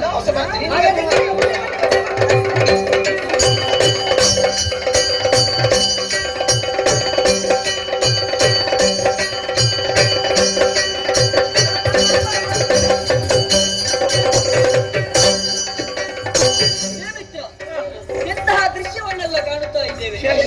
ನಮ್ಮದಾದಂತ ಉಪವನವ ಇದು? ನನಗೆ ನಂಬುವುದಕ್ಕಾಗುವುದಿಲ್ಲ. ಅಲ್ಲ, ಬೇರೆಲ್ಲ ಕರ್ಕೊಂಡು ಬರ್ಲಿಲ್ಲ. ಇಲ್ಲ ಇಲ್ಲ, ಇದು ನಮ್ಮದಾದಂತ ಉಪವನ. ನಮ್ದು ಇಷ್ಟು ಒಳ್ಳೆ ಹೇಗಿತ್ತು ಈಗ ಹೇಗಾಗಿದೆ, ಎಲ್ಲ ಅಸ್ತವ್ಯಸ್ತವಾಗಿದೆ. ಅಲ್ಲಿ ನೋಡುತ್ತೆ, ನಾವು ನಿನ್ನೆ ನಟ್ಟಂತ ಹೂಬಳ್ಳಿಯನ್ನು ಯಾರು ಕಿತ್ತು ಹಾಕಿದ್ದಾರೆ. ಅದು ಯಾರು ಹುಬ್ಬಳ್ಳಿಯನ್ನು ಕಿತ್ತ? ಹುಬ್ಬಳ್ಳಿ ಅಲ್ವಾ, ಹೂಬಳ್ಳಿ. ಅದನ್ನು ಬೇರೆ ಬೇರೆ ಮಾಡಿ ಹೇಳು, ಒಟ್ಟಿಗೆ ಹೇಳಬೇಡ. ಹೌದಾ? ಹಾಗೆ ಒಟ್ಟಿಗೆ ಸೇರಿಸಬೇಕು. ಅಲ್ಲಿ ನೋಡತ್ತೆ, ನಾವು ದಿನನಿತ್ಯ ಅಂತ ಈಜುವಂತ ಈಜುಗಳು ನೀರೆಲ್ಲ ಕೆಟ್ಟು ಹೋಗಿದೆ. ಅದು ಎತ್ತದು ಮಾರೆ. ಎಂತದೂ ಕಾಣುವುದಿಲ್ಲ. ಹೌದು, ಅದು ನಾವೇ ನಟ್ಟಂತ ಸೇವಂತಿಗೆ ಅಲ್ವಾ, ಎಲ್ಲ ಕಿತ್ತು ಹಾಕಿದ್ದಾರೆ.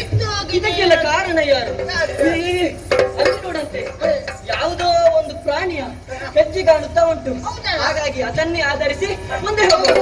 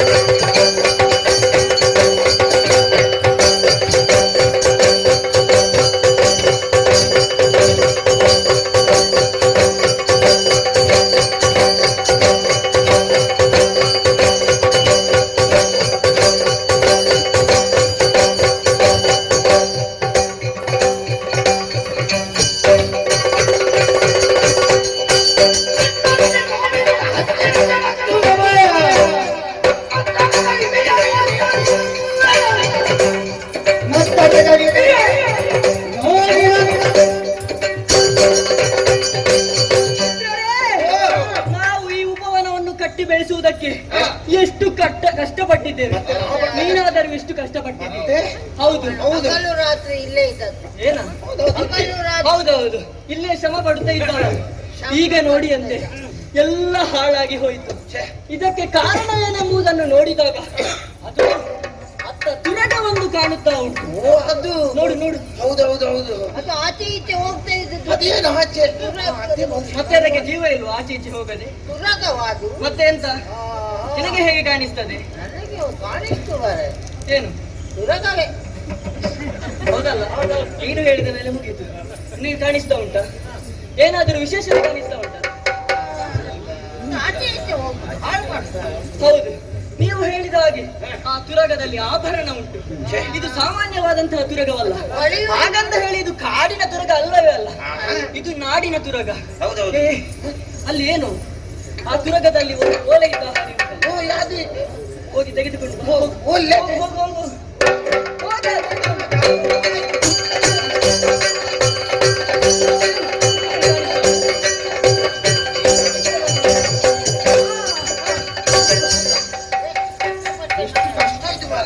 ಓಲೆಯೊಂದು ಬಂದಿದೆ. ನಾನು ಇದನ್ನು ವಾಚಿಸ್ತೇನೆ, ನೀವು ಶ್ರದ್ಧೆ ಇಟ್ಟು ಆಲಿಸಿ.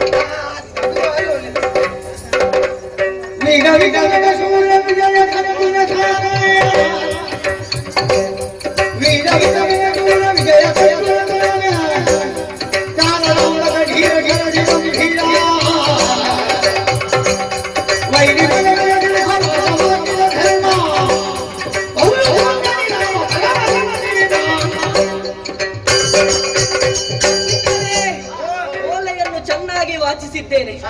ಓಲೆಯ ಒಕ್ಕಣ ಬಹಳ ಸೊಗಸಾಗಿದೆ. ಹೌದಾ? ಮೊದಲಿಗೆ ಸ್ವಸ್ತಿ ಶ್ರೀ ಎಂಬ ಹಾಗೆ ಉಲ್ಲೇಖವಿದೆ. ಅದು ಯಾರಲ್ಲಿ ಇಸ್ತ್ರಿಯಲ್ಲಿ ಇಟ್ಟದ್ದು? ಏ, ಸ್ವಸ್ತಿ ಶ್ರೀ ಅಂದರೆ ಬಹುಶಃ ಶುಭ ಸೂಚಕವೇ ಇರಬಹುದು. ಓಹೋ, ಧೀರ, ಶೂರ, ರಣಗಂಭೀರ, ಚಾರಿತ್ರ್ಯ ಉಳ್ಳವನು, ಸಜ್ಜನರಿಗೆ ಆಧಾರವಾಗುವಂತವನು. ಇದು ಯಾವಾಗ ಉಂಟು? ನಿಲ್ಲು. ಸಜ್ಜಿಗೆ ಅಲ್ವೋ, ಸಜ್ಜನರಿಗೆ ಆಧಾರವಾಗುವಂತವನು, ಸಮುದ್ರದಂತಹ ಗಾಂಭೀರ್ಯತೆ ಉಳ್ಳವನು, ಶತ್ರುಗಳ ಪಾಲಿಗೆ ಸಿಂಹ ಸ್ವಪ್ನನಾದವನು.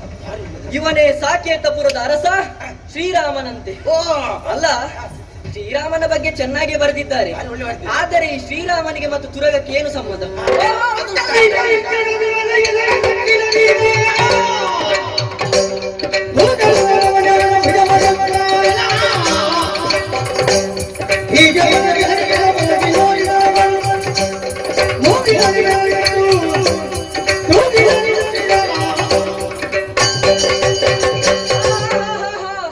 ಚೆನ್ನಾಗೇ ಬರೆದಿದ್ದಾರೆ. ಬ್ರಹ್ಮಹತ್ಯೆ ದೋಷವನ್ನು ನಿವಾರಿಸುವುದಕ್ಕೆ ಬೇಕಾಗಿ ಶ್ರೀರಾಮನು ಅಶ್ವಮೇಧ ಯಾಗವೊಂದನ್ನು ಕೈಗೊಂಡಿದ್ದಾನಂತೆ. ಪೂಜಿಸಿ ಬಿಟ್ಟ ತುರಗದ ಬೆಂಗಾವಲಿಗೆ ಅವನ ತಮ್ಮನಾದಂತಹ ಶತ್ರುಘ್ನನಿದ್ದಾನಂತೆ. ಬಲ ಉಳ್ಳವರು ಕಟ್ಟಿ ಕಾದಾಡಬೇಕಂತೆ, ಬಲ ಇಲ್ಲದವರು ಕಪ್ಪ ಕೊಟ್ಟು ಕಾಲಿಗೆರೆಗಬೇಕಂತೆ. ಇತಿಹಾಸ ಇರುವುದೈತೆ.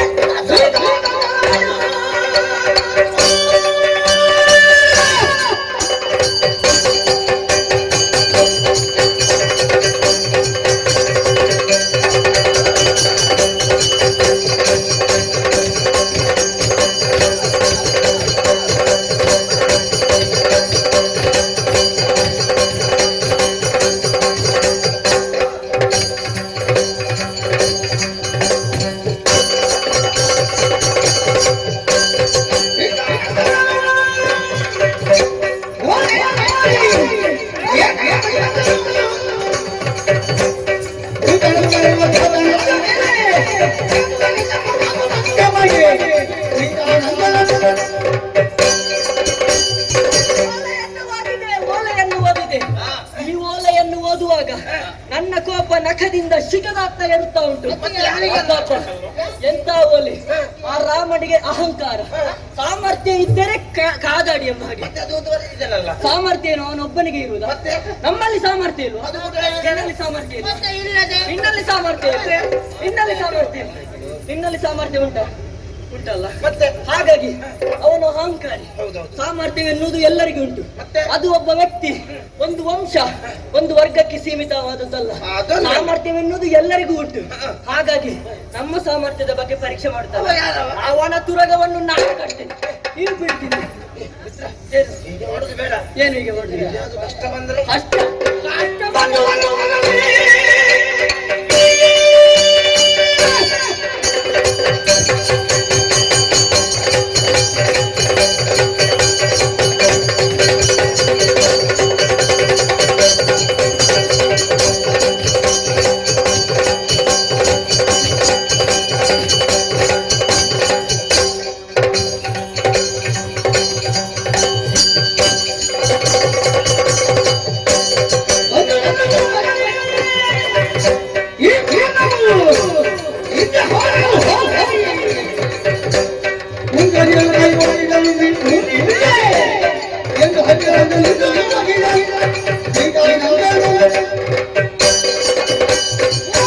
ಓದಿದವರು ಯಾರು?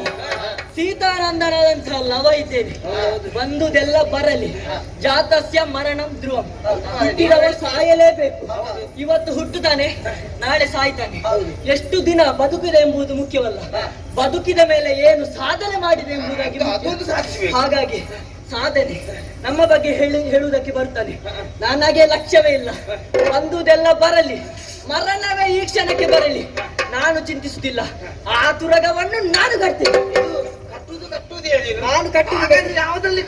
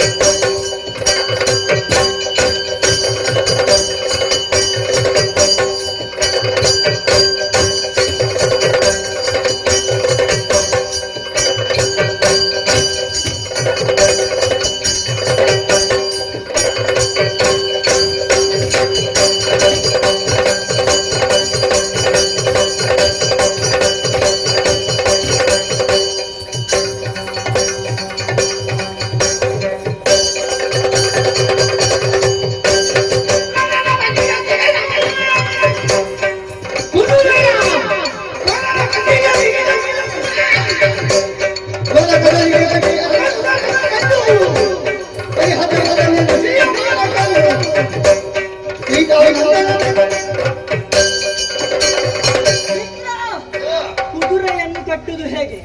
ಇನ್ನಲ್ಲೇನಾದ್ರೂ ಉಪಾಯ ಉಂಟಾ? ಇದು ನಾನು ಬರ್ತೇನೆ ಈಗ. ನೀನು ಹಗ್ಗ ತೆಗೆದುಕೊಂಡು ಬರುವಾಗ ಕುದುರೆ ಹೋಗ್ತದೆ. ಅದು ನಿನ್ನಾಗೆ ಬುದ್ಧಿಜೀವಿ ಅಲ್ಲ. ಹೌದಲ್ಲ? ಅಂದ್ರೆ ಹೊಗಳಿದಲ್ಲ ನೀನು. ನನ್ನ ಬುದ್ಧಿ ಉಂಟಾಯ್ತಲ್ಲ. ಹಗ್ಗ ಯಾವುದಕ್ಕೆ ಬೇಕು? ಅದು ಅಲ್ಲಿ ಎತ್ತರವಾದಂತಹ ಮರ ಕಾಣುತ್ತಾ ಉಂಟು. ಹೌದೌದು. ಅದರ ಬಳ್ಳಿಯನ್ನು ಕಿತ್ತು ಕುದುರೆಗೆ ಕಟ್ಟುತ್ತೇನೆ. ನೋಡುಗರ ಕಣ್ಣಿಗೆ ಇದು ಕೇವಲ ಬಳ್ಳಿ. ಹೌದೌದು. ಶತ್ರುಗಳ ಪಾಳಿಗೆ ಇದು ಮರಣದ ಬಳ್ಳಿ. ಕದಳಿ ವೃಕ್ಷಕ್ಕೆ ಕಟ್ಟುತ್ತೇನೆ. ತಡೆಯುವ ಮಗ ಯಾರು ಬರ್ತೇನೆ ನೋಡು.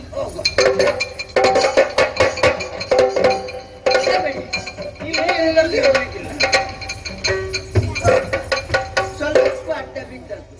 ಕುದುರೆ ಎಲ್ಲಿ ಹೋಯ್ತು ಅಂತಲೇ ಗೊತ್ತಿಲ್ಲ. ಯಾರ ನೀನು? ಏನು? ಓಟುಗಳು ಓಟುಗಳು ಓಟುಗಳು ಒಟ್ಟುಗಳು ಓಟುಗಳು ಅದು ಆ ಕುದುರೆಯನ್ನು ಕಟ್ಟಿಯಾಗಿದ್ದೆ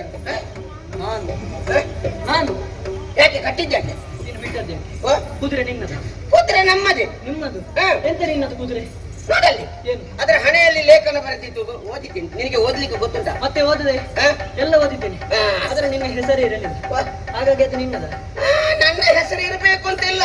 ಮತ್ತೆ? ಅದರಲ್ಲಿ ಏನು ಬರೆದಿದ್ದಾರಂತ ವಿಷಯ ನಿನಗೆ ವಿಷಯ ಗೊತ್ತು? ಅರ್ಥವಾಗಿದೆ, ಅದಕ್ಕಾಗಿ ಕಟ್ಟಿದ್ದು ನಾನು. ಇದನ್ನು ಶೆಟ್ಟಿಗಾರರೇ ಕಟ್ಟಬೇಕು ಶೆಟ್ಟಿಗ ಯಾರು ಅವರು? ಶರೀರದಲ್ಲಿ. ಈಗ ನೀನು ಬಂದದೇಕೆ? ಹ?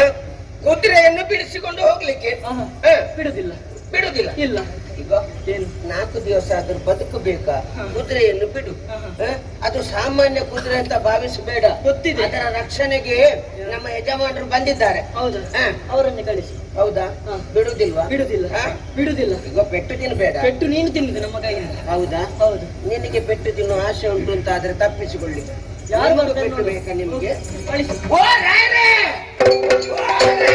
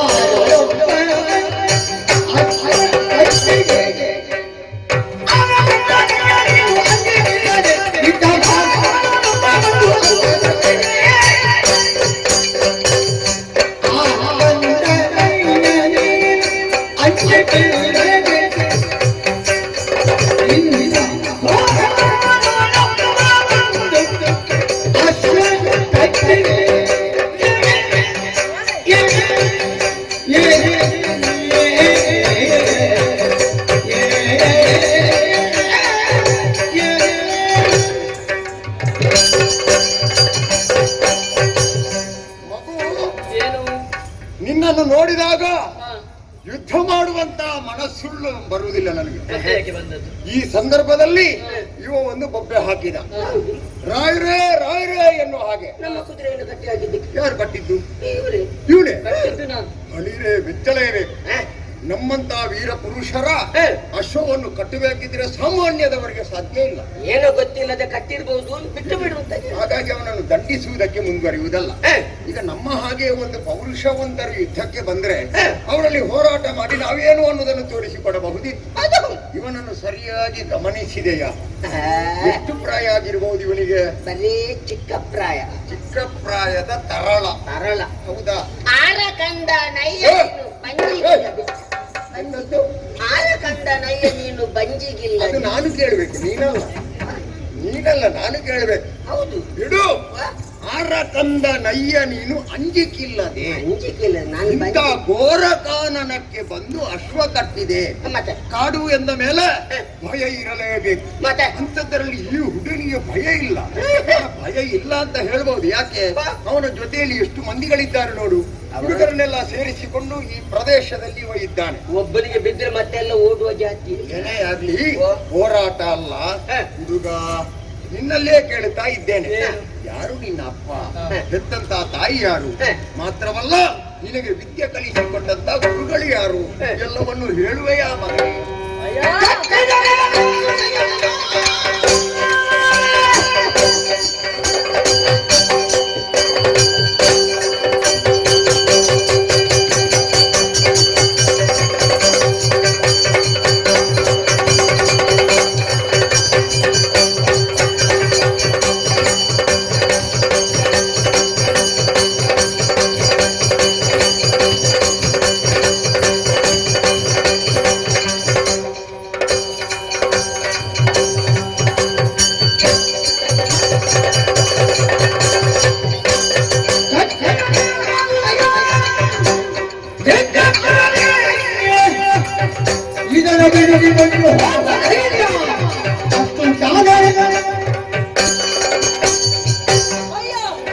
ನನ್ನ ಪರಿಚಯವನ್ನು ಕೇಳುತ್ತಾ ಇದೆಯಾ? ನನ್ನ ಪರಿಚಯ ನಿನಗೆ ಬೇಡ. ನನ್ನ ಪರಿಚಯ ನಾನು ನಿನಗೆ ಹೇಳುವುದಿಲ್ಲ. ಮಾತ್ರವಲ್ಲ, ನೀನು ಮತ್ತೆ ಕೇಳಿದೆ ಕುದುರೆಯನ್ನು ಕಟ್ಟಿದ್ದು ಯಾಕೆ ಎಂಬ ಹಾಗೆ. ನಿನ್ನ ಅಪ್ಪ ಯಾರು? ನನ್ನ ಅಪ್ಪ. ನನ್ನ ಅಪ್ಪ ನಿನಗೆ ಯಾಕೆ? ಅಲ್ಲ, ಕೇಳುವುದು ಒಂದು ಕ್ರಮ. ಅಲ್ಲ, ನೀನು ಬಂದದ್ದು ಯಾಕೆ? ಕುದುರೆಯನ್ನು ಬಿಡಿಸುವುದು. ಕುದುರೆಯನ್ನು ಬಿಡಿಸಿಕೊಂಡು ಹೋಗುವವನಿಗೆ ಅಪ್ಪನ ವಿಷಯ ಯಾಕೆ?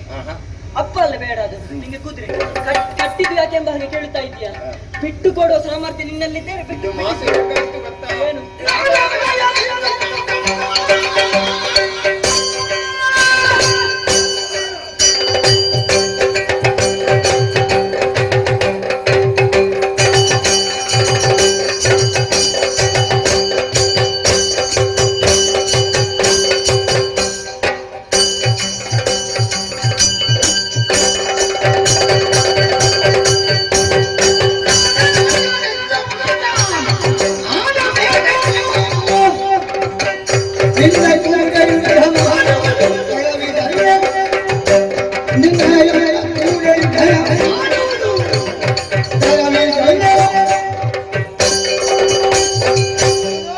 ಏನು? ನಾಡರಾಯರ ಹಾಗೆ ಹಾ. ಸಂಭಾಷಣೆಗೆ ತೊಡಗಿದೆ ಎಂದಾದ್ರೆ ಹಾ. ಅದರಿಂದ ಏನು ಪ್ರಯೋಜನ ಆಗುವುದಕ್ಕೆ ಸಾಧ್ಯವೇ ಇಲ್ಲ. ನಿನ್ನಲ್ಲಿ ಯುದ್ಧ ಮಾಡುವಂತಹ ವಿಕ್ರಮ ಇಲ್ಲ ಅಂತಲ್ಲ, ಆಹಾ. ನಮ್ಮಂತಹ ಗಂಡಸರು ಹಾ. ನಿನ್ನಂತಹ ತರುಣರಲ್ಲಿ ಹುಡುಗಲ್ಲಿ ಯುದ್ಧ ಮಾಡಿ ಹಾ. ಏನು ಪ್ರಸಿದ್ಧಿಯನ್ನು ಪಡೆಯುವುದಕ್ಕೆ ಸಾಧ್ಯವೇ ಇಲ್ಲ. ಹಾ. ಹಾಗಾಗಿ ಹಿಂದೆ ಹೋದ್ರೆ ಬಿಟ್ಟೇನು, ಓಹೋ. ಇಲ್ಲವಾದ್ರೆ ಪರಿಣಾಮ ಏನಾಗಿತ್ತು.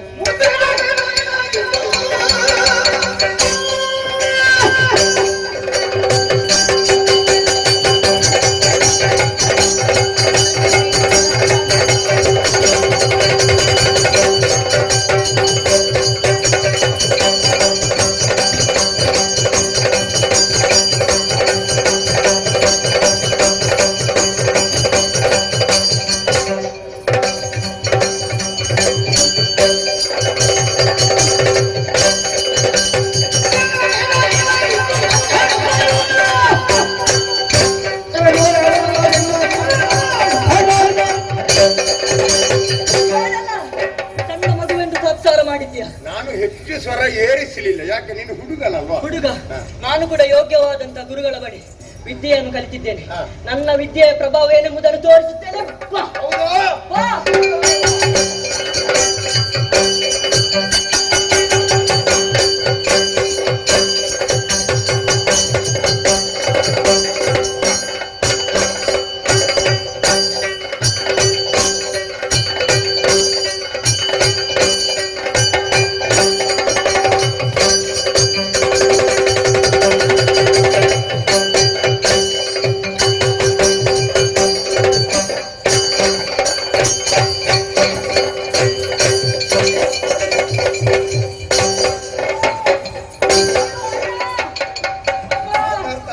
ಅಮ್ಮ, ಅಣ್ಣ. ಅಣ್ಣ ಅಣ್ಣ ಅಣ್ಣ ಮಣ್ಣು ತಿಂತಾನೆ ಅಣ್ಣ ಮಣ್ಣು ಹಾಗೆಲ್ಲ ಹೇಳಬಾರ್ದು. ನನ್ನ ಮಣ್ಣು ತಿಂದ. ಮತ್ತೆ ಬೇಡ ಬೇಡ ಅಂತ ಹೇಳ್ತಾರೆ. ಬಿಡು, ಕಟ್ಟು ಕಟ್ಟು ಅಂದ್ರೆ ಬೇಡ ಬೇಡ ಬೇಡ ಬೇಡ ಬೇಡ ಬೇಡ ಬೇಡ ಎಲ್ಲಿ ಕಟ್ಟಬೇಕು? ಕೈ ಕಟ್ಟು. ಬೇಡ. ಹಾ. ಕೈ ಕಟ್ಟಬೇಡ, ಕೈ ಕಟ್ಟಬೇಡ. ಇಲ್ಲ. ಕೈ ಕಟ್ಟಬೇಡ. ಕೈ ಕಟ್ಟು, ತೋಳು ಕಟ್ಟು, ಭುಜಗಿರಿತ, ತೆಗೆದುಕೊಂಡು ವೀರಗಸೆ, ಕೈಯಲ್ಲೊಂದು ಕಟ್ಟಬೇಡ. ಮತಕ, ಕರ್ಣಭದ್ರ, ಅವನ ಕರಗಳನ್ನು ಕಟ್ಟು ಅಂತ. ಬೇಡ ಬೇಡ ಬೇಡ ಬೇಡ ಬೇಡ ಕೈಯನ್ನು ಕಟ್ಟಬೇಡ. ನಂಗೆ ಊಟ ಮಾಡ್ಲಿಕ್ಕೆ ಬಿಡ್ತಿ. ಹೌದಾ? ನಂಗೆ ಊಟ ಮಾಡ್ಬೇಕು. ನಿನ್ನೆ ಊಟ ನಾನು ಮಾಡಿ ಬೇಡ, ನಿಂಗೆ ಅರ್ಥ ಬೇಕು. ನಿನಗೆ ಬೇಡ ಬೇಡ ನನ್ನ ಕೈಯನ್ನು ಕಟ್ಟಬೇಡ. ಅಮ್ಮ, ಅಣ್ಣ, ಬಿಡು ಬಿಡು ಬಿಡು. ನೀನು ಹೋಗಾಕೆ ಹೋಗು. ಆಯ್ತಾ? ಏ, ಬಾ, ಕಟ್ಟಿದೆ. ನೀನು ಎಂತದ್ದು?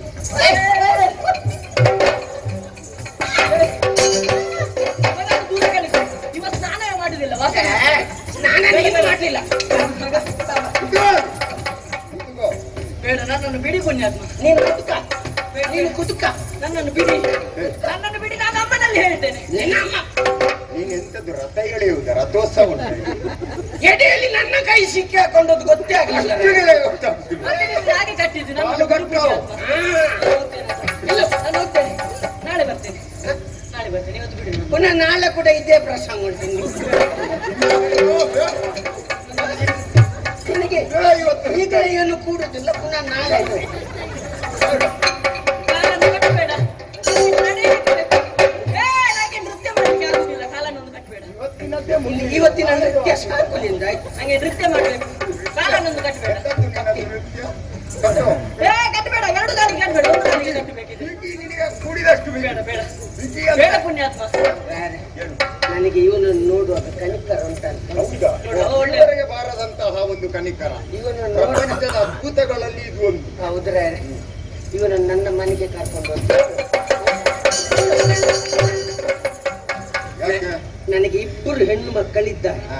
ಸ್ವಲ್ಪ ಪ್ರಾಯಕ್ಕೆ ಬಂದ ರಥಕ್ಕೆ ಕನಿಕರ ಉಂಟ ಪುಣ್ಯಾತ್ಮರೇ. ನನ್ನನ್ನು ಹೀಗೆ ಕಟ್ಟಿದ್ದೀರಿ. ನನಗೆ ಕನಿಕರ. ಆವಾಗ ಬೇಡ ಬೇಡ ಅಂತ ಹೇಳುವಾಗ ಕೇಳಿದ್ದೇನೆ. ರಥಕ್ಕೆ ಹಾಕಿದ್ಯಾ? ಹಾಕಿದ್ದೇನೆ. ಹಾಕಿದ್ಯಾ? ಆಯ್ತಾ? ಅಣ್ಣ, ಹೋಗ್ಲಿ, ಅಣ್ಣ. ಹೋಗ್ಲಿ ಮುಂದೆ. ಎಲ್ಲಿಗೆ ಹೋಗುದು? ಕಾಲಿಗೆ ಕಟ್ಟಿದ್ದಾರೆ.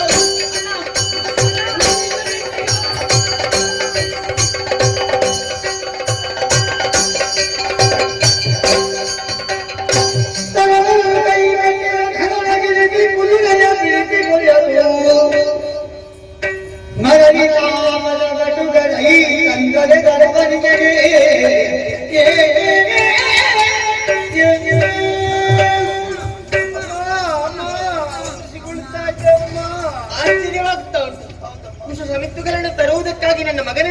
ಕರೆಸಿಕೊಂಡು ಹೋದವ ನೀವು. ಆದ್ರೆ ನೀವು ಮಾತ್ರ ಬಂದಿದ್ದೀರಿ. ನನ್ನ ಮಗನೆಲ್ಲಿದ್ದಾನೆ?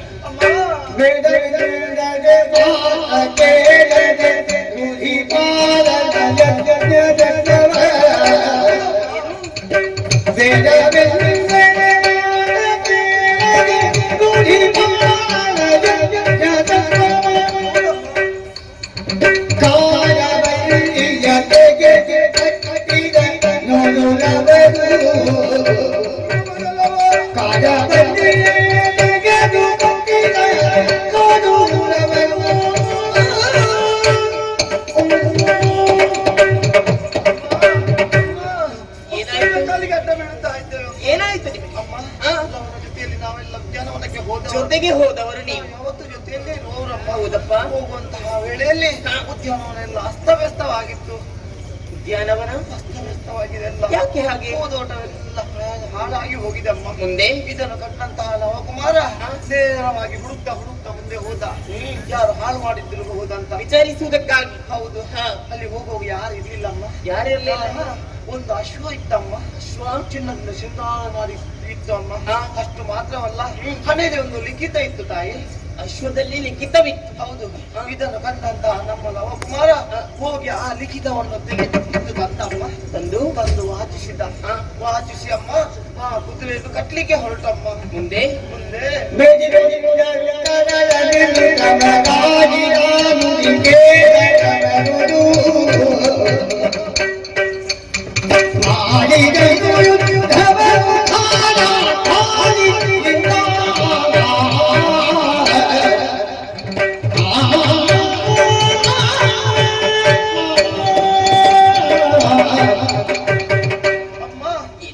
ಸಾರಿ ಹೇಳಿದೆವಮ್ಮ.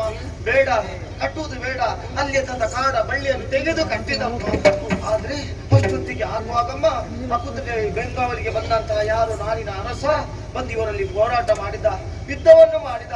ಕೊನೆಗೆ ಯಾವುದೋ ಒಂದು ರಥದಲ್ಲಿ ಹಾಕಿ ಅವನನ್ನು ಕೊಂದ.